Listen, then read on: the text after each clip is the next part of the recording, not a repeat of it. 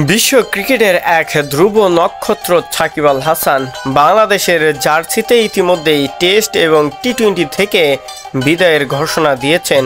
কিন্তু অধিনায়ক হয়ে মাঠে নামছেন সাকিব আল হাসান কোনো এক লিগে।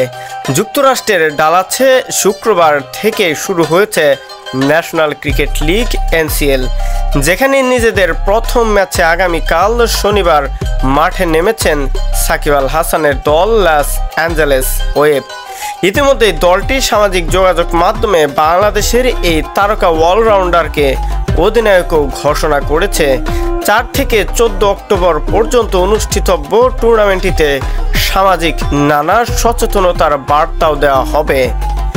NCL এর 60 স্ট্রাইক টুর্নামেন্টের খেলবেন বাংলাদেশের দুই তারকা ক্রিকেটার সাকিব ও তামিম ইকবাল। BPL এর পর এটাই তাদের একসঙ্গে খেলার টুর্নামেন্ট। সাকিব তামিম দুজনের ক্লাব অবশ্য ভিন্ন ভিন্ন। 10 দিনের 10 ওভারের এই আসরে তামিমের পাশাপাশি সাকিব রয়েছেন, সেটাতে একটু বাড়তি কিছুই পাবে বাংলার ক্রিকেট প্রেমীরা। নিজেদের প্রথম ম্যাচ খেলার আগে লস অ্যাঞ্জেলস ফেসবুক পেজে একটি বার্তায় সাকিব বলেছেন, ডালাসে 4 অক্টোবর থেকে 14 অক্টোবর পর্যন্ত 60 স্ট্রাইকস টুর্নামেন্ট আপনাদের সঙ্গে দেখা হচ্ছে। পরবর্তীতে আরেকটি পোস্টে সাকিব অধিনায়ক ঘোষণা করে দলটি। লস অ্যাঞ্জেলস কাল স্থায়ী সময় সকাল 10টায় মুখোমুখি হবে নিউ ইয়র্ক লায়ন্স।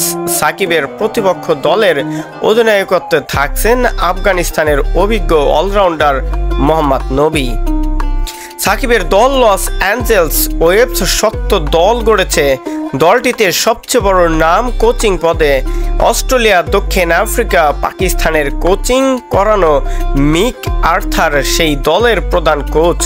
আর দলে সাকিবের সতীর্থ হিসাবে থাকছেন পাকিস্তানের রুম্মান রায়েস, আয়ারল্যান্ডের হ্যারি টেক্টর, ওয়েস্ট ইন্ডিজের জন্স চার্লস, ইংল্যান্ডের টাইমাল মিলস, আফগানিস্তানের হাশমাতুল্লাহ শহীদি আর অস্ট্রেলিয়ার জো বার্ন। সব মিলিয়ে এবার টি-20তে ভালো কিছু করারও ইচ্ছা আছে সাকিব আল হাসানের। যাই হোক, বিপরীতে যখন তামিম নামবে সেটাতে একটু বাড়তি কিছু থাকবে সাধারণ দর্শকপ্রেমীদের মাঝে।